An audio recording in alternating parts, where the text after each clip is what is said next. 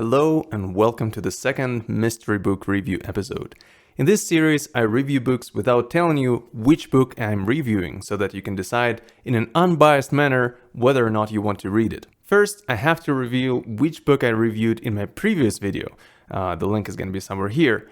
And that book was The Prince of Nothing, or actually the whole trilogy was kind of covered in that review. So I definitely overestimated how popular that book was. You know, when you read something, you think that everybody has read it as well, but actually it turns out it was kind of obscure, so nobody guessed it, unfortunately. So yeah, I don't have anybody to feature in this video, but try this time. If you guess the book that I'm gonna review now, you're gonna be featured in the next video. And this time, our book is gonna be slightly more popular. I hope slightly more well-known. So the way I think about this book, my first associations is that it's some kind of a mixture between The Fifth Element and Paw Patrol.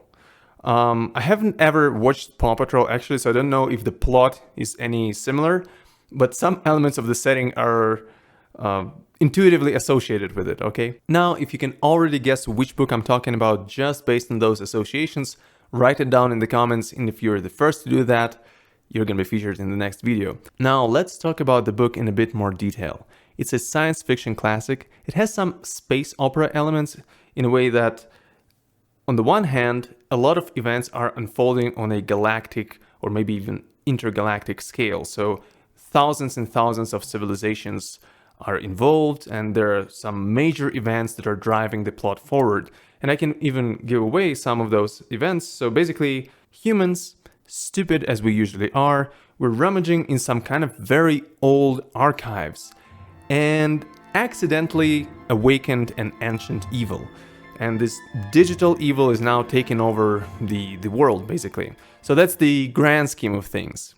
At the same time, part of the plot revolves around a very backward civilization. It hasn't achieved space travel yet, and it's kind of in a feudal stage of development. But the circumstances so arrange themselves that the fate of thousands and thousands of spacefaring civilizations actually depend on the resolution of certain conflicts in that backward feudal civilization. This backwards feudal non-spacefaring civilization is what elicited the associations with Paw Patrol.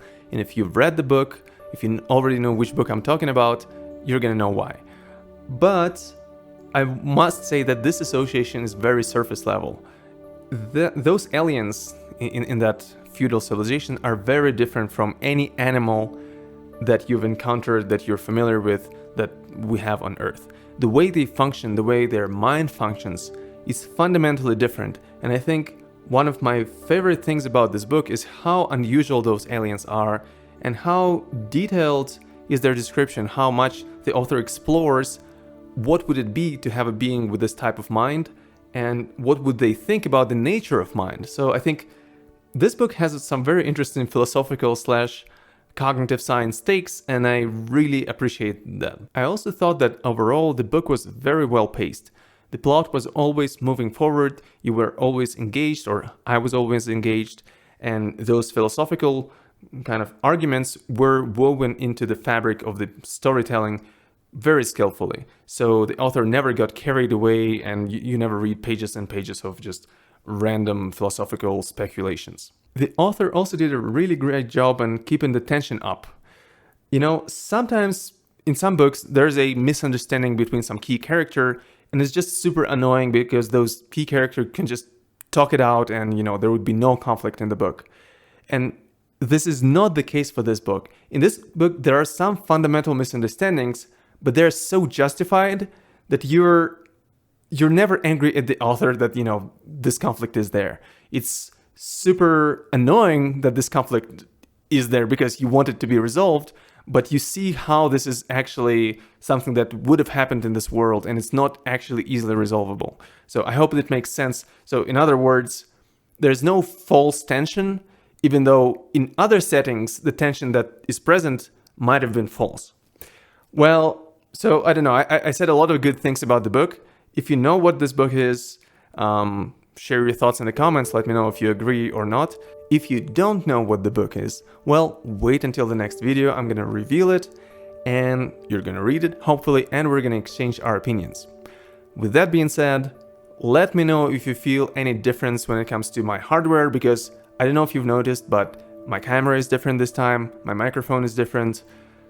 Let me know if it makes any difference. With that being said, I hope you have a great rest of your day, and see you next time.